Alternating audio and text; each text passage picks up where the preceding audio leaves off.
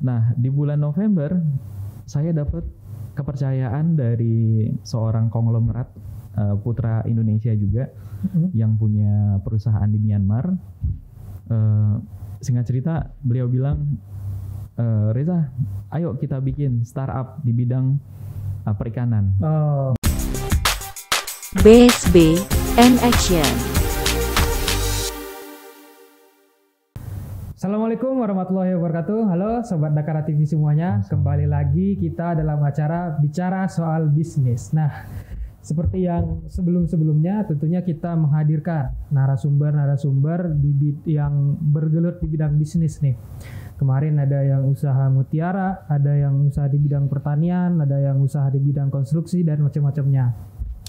Dan secara umum sih kemarin kan tamu-tamunya juga masih dari alumni IPB. Nah, saat ini juga tentunya tamu kita masih dari alumni IPB yang berbisnis. Dan kerennya lagi, tamu kita kali ini juga masuk ke dalam kemarin 100 pebisnis alumni. Ya. Oke, mungkin langsung aja kita sapa nih, Bang Reza. Assalamualaikum Bang. Waalaikumsalam warahmatullahi wabarakatuh. Gimana kabarnya Bang? Alhamdulillah sehat deh. Alhamdulillah ya. Dakara TV penonton ya, Iya, sobat dan penonton, sobat gitu kan. Nah, teman-teman nih, Bang Reza ini salah satu narasumber kita yang bisa dibilang semangat gitu ya. Kita janjinya jam 5, jam 3 udah di sini. Bang abis keliling-keliling tadi Bang ya? Enggak, ketemu teman di Sentul, iya. kan silaturahim, terus biasa kan, teman lama, terus ngobrol-ngobrol, akhirnya bakal ada sesuatu kerjasama juga kan. Ini gitu. Sekarang juga nih kerjasama apa nih, bisnis baru nih kayaknya nih. Oke, mungkin bisa Bang perkenalkan sedikit profil Abang ke teman-teman Dakara semua. Siap. Terima kasih ya. Dengan Mas siapa? Saya lupa saya malah. Noval. Mas Noval. Makasih banyak Mas Noval, Dakara TV dan owner Pak Kisman ya. Pak Kiman Siregar ya. Luar biasa nih, saya Reza, makasih banyak udah diundang. Nama lengkapnya Muhammad Reza Pahlevi. Mas Noval, angkatan IPB-nya 44. 44. Jadi S1 Teknologi Pangan IPB. 6 tahun tuh. 6 tahun. Karena saya sejak masuk IPB organisasi yang utama, kuliah sampingan. Gitu. Iya. Terus sambil usaha juga waktu itu. Dari mahasiswa udah mulai. Udah pernah punya Kiasma Food Catering CFC. Jadi jualan donat, catering tumpeng, nasi box, manisan buah. Waktu itu tingkat berapa itu Bang? Keripik singkong. di tingkat berapa? Di tingkat 2 sampai tingkat 4. Sampai di tingkat akhir saya nikah, belum lulus, terus sama istri bikin warung bakso. Di Babakan Tengah. Mantap nih, nikah muda nih. Memang banyak nih saya lihat alumni BB nikah muda. Iya. Insya Allah gitu. Nama lengkap Muhammad Reza Pahlevi. Saya besar di Jakarta. Dan orang tua sih aslinya Aceh. Aceh. Jadi kayak ada daerah teku gitu lah. Iya. Tapi namanya nggak ada tekunya ya? Nggak ada. Udah dicoret. Kata nenek moyang saya nggak usah pakai teku, dicoret aja katanya. Amat aja jadi. Iya. Nah, besar Jakarta, alhamdulillah dari SMA 8 Jakarta. Setahun saya pernah di Amerika juga, program-program pelajar. Jadi SMA saya 4 tahun. Jadi 4 tahun. Iya, jadi 3 tahun di dalam negeri, setahun di luar. Jadi ijazah saya ada 2. Ijazah Amerika sama ijazah di SMA Jakarta. Dapat gelar Bang, apa gimana itu? Iya, ijazah SMA gitu. Cuman internship ya? Enggak internship, sekolah. Sekolah. Iya. Gua setahun gitu. Menarik nih gitu. Setahun tapi bisa dapat ijazah SMA Amerika 3 tahun. Itu program apa tuh? Alhamdulillah ya, itu dulu ada pertukaran pelajar gitu ya. Sempat merasakan lah kehidupan di Amerika selama setahun, belajar di sana sampai lulus dan dapat ijazah, tapi pulang kemari ijazah itu nggak berlaku di Indonesia gitu. Jadi harus nyelesain ijazah SMA di Indonesia. Jadi pulang ngelanjutin lagi kelas 3 di sini. Oh, berarti berangkatnya pas kelas 2. Pas kelas 2 mau ke kelas 3. Oh, gitu. Berarti Nah, UN-nya di sana apa enggak ada UN di sana? di sana ada UN, ikut lolos bukan lolos ada tawaran sih sebenarnya langsung lanjut beasiswa kan di Maryland di Wesleyan University. Cuman waktu itu saya putuskan untuk tidak ambil. Gitu. Akhirnya ke Jakarta. Di Jakarta kelas 3 lulus. Sebelum kelas 3 ada datang undangan saringan masuk IPB itu. Saya bilang, wah boleh nih buat cadangan nih. Kalau SPMB gua nggak cadangan. SPMB gua nggak diterima di FKUI, gua ambil IPB. Waduh. Ternyata IPB nyaratin gini kan,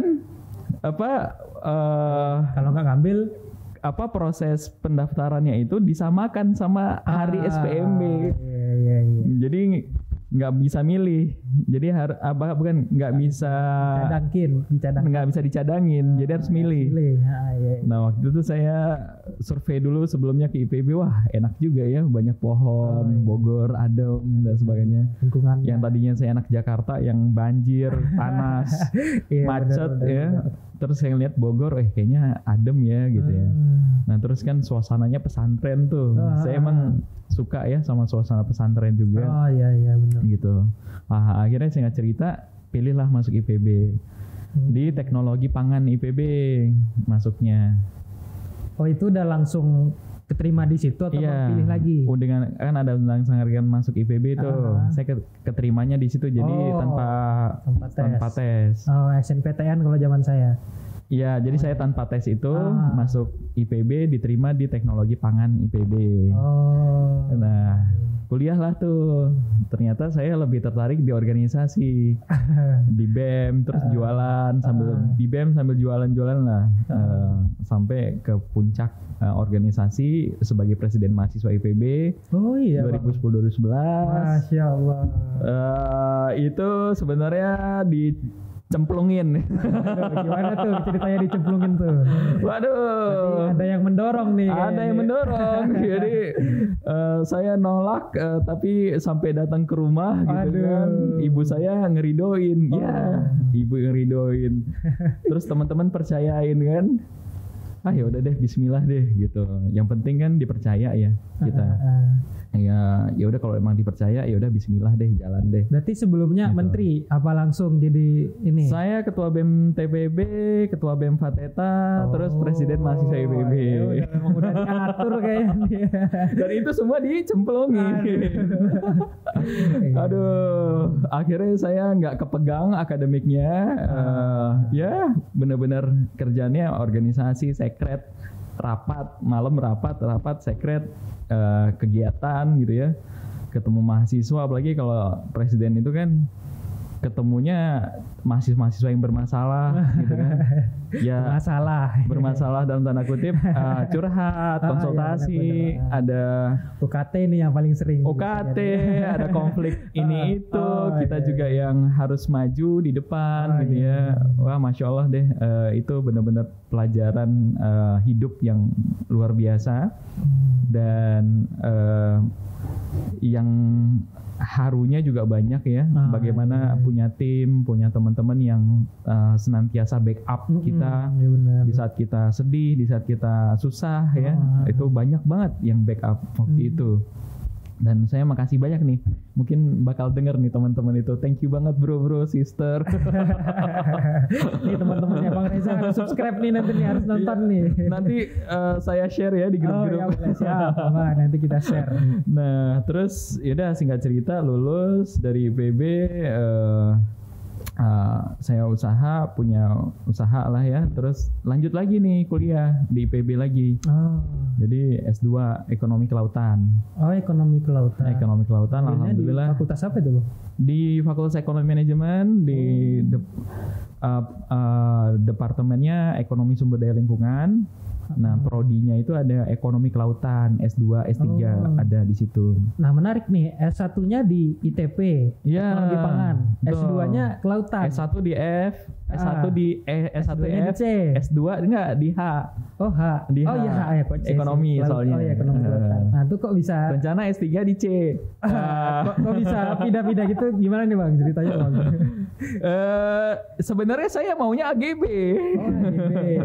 S1 maunya AGB tapi keterimanya di ITP. Ya alhamdulillah deh kata ibu, udah jalanin aja dulu. Ya belentang-belentong juga tuh. Yang penting lulus dah pokoknya deh gitu kan. ITP kan susah gitu kan.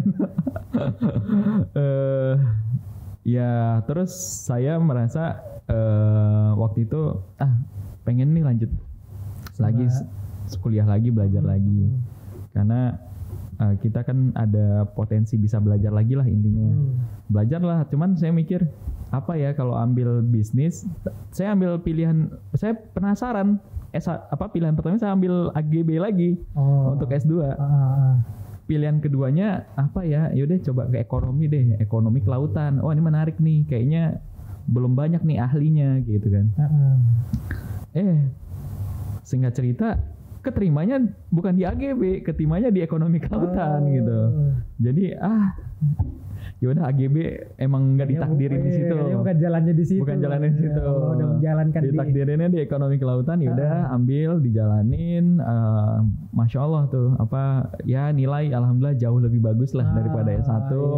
Iya. Jaringan perikanan kelautan juga dari situ alhamdulillah, terima kasih kepada Dr. Yudi Wahyudin, kepada Profesor Tridoyo ya, dan kawan-kawan semua yang ada waktu itu di Departemen Ekonomi Sumber Daya Lingkungan dan Prodi Ekonomi Kelautan yang sudah membina saya.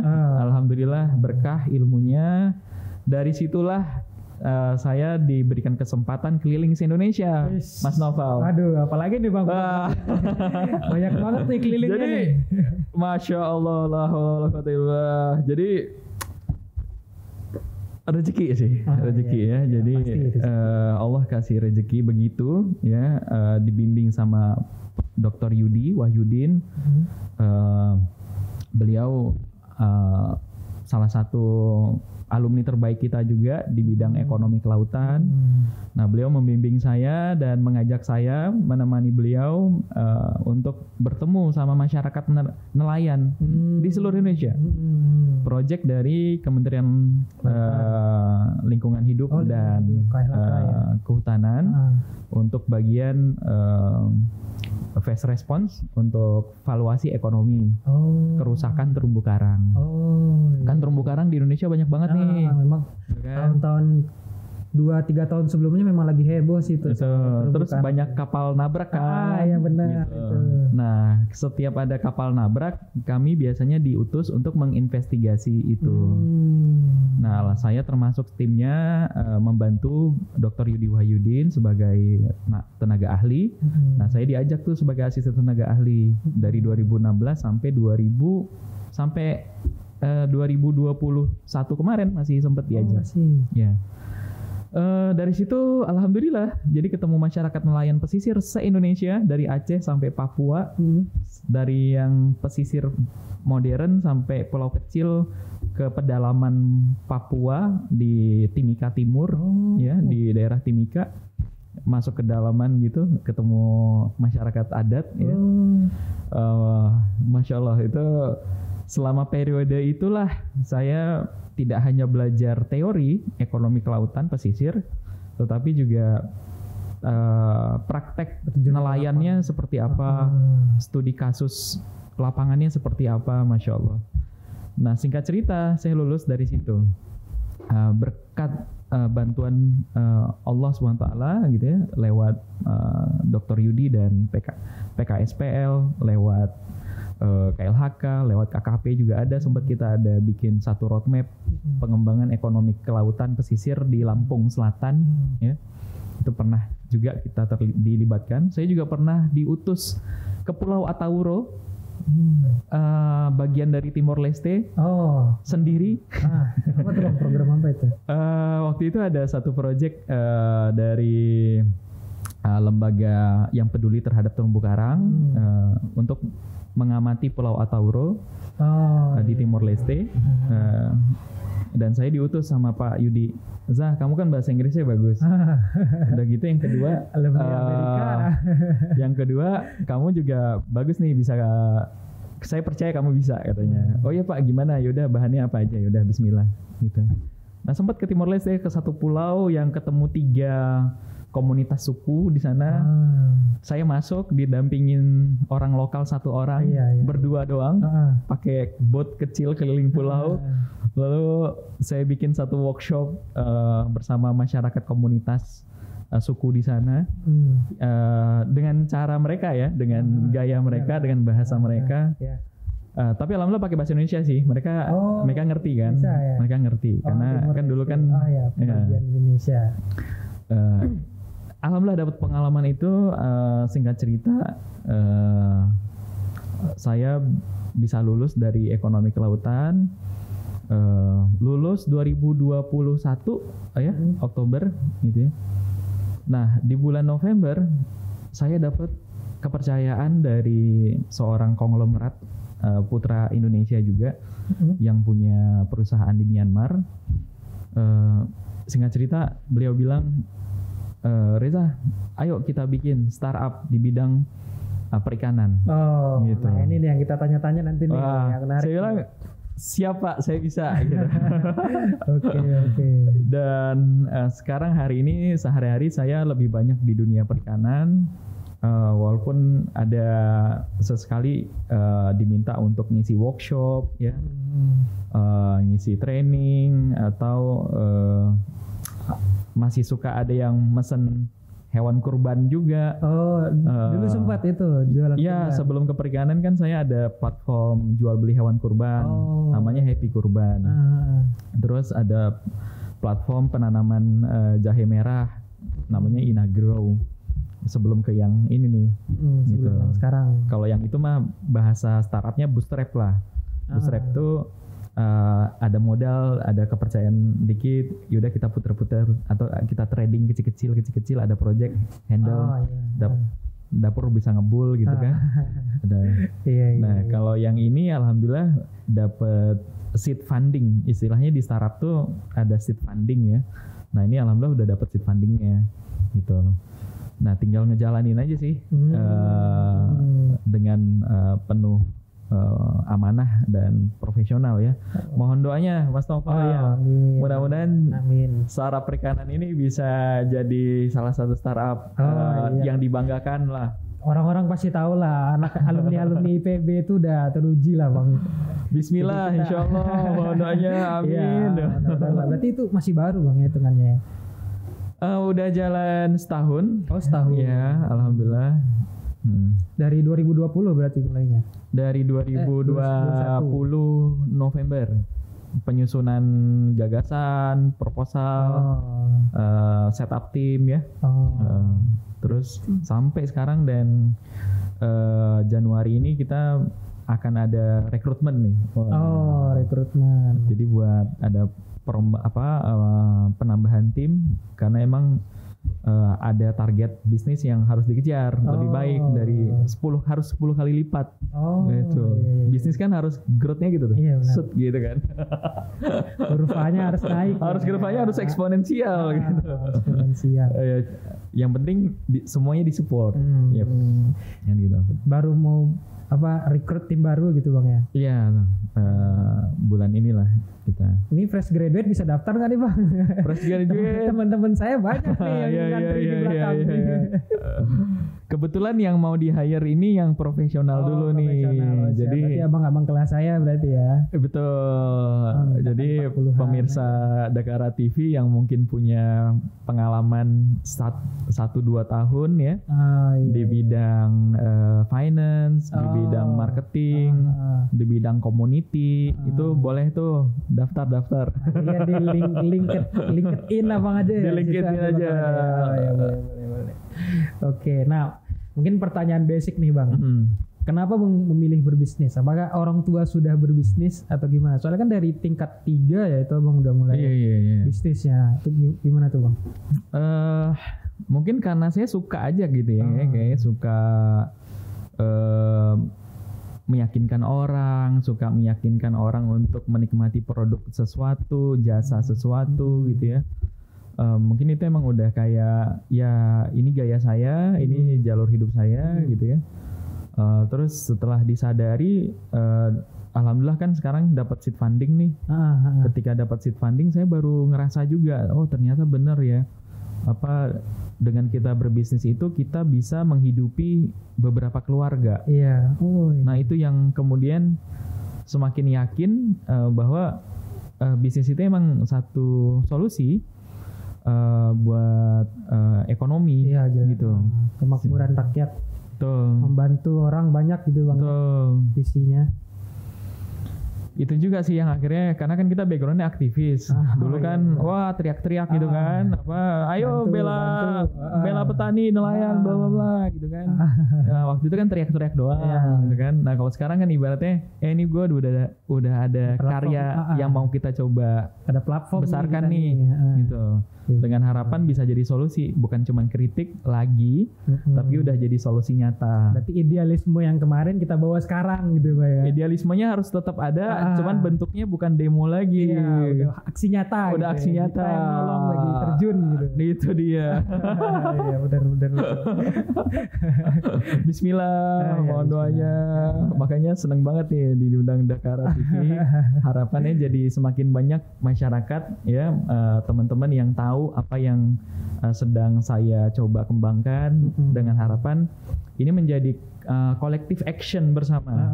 Saya mengajak semuanya nih yang mendengar dan kita akan sebar luas. Ayo kita bangun perikanan kelautan di Indonesia. Karena Indonesia itu laut, ikan isinya. Iya, benar. Dan masyarakat yang bergantung di situ banyak banget gitu kan. Kita. Dan mereka layak banget buat dibela kayak gitu. Bener. Ayo dukung perikanan kelautan. Nah, hidup mahasiswa. Mahasiswa. Ini rasanya kayak mau demo lagi. Hidup mahasiswa. Bener. Nah, tadi kan Abang udah nyebutin salah satu bisnisnya di kelautan nih. Iya. Apakah Abang ada bisnis lain selain yang di kelautan ini tadi, mungkin bisa dikasih tahu? Fokus di situ sih. Untuk sekarang di situ. Iya, fokus di situ sekarang. Soalnya kan saya lihat di LinkedIn Abang itu ada Petaniku, ada Inagrow ya. Nah, itu apa tuh Bang? Apa? Ya itu sebenarnya saya lagi nyari. Oh ya, ini mungkin bisa juga ya.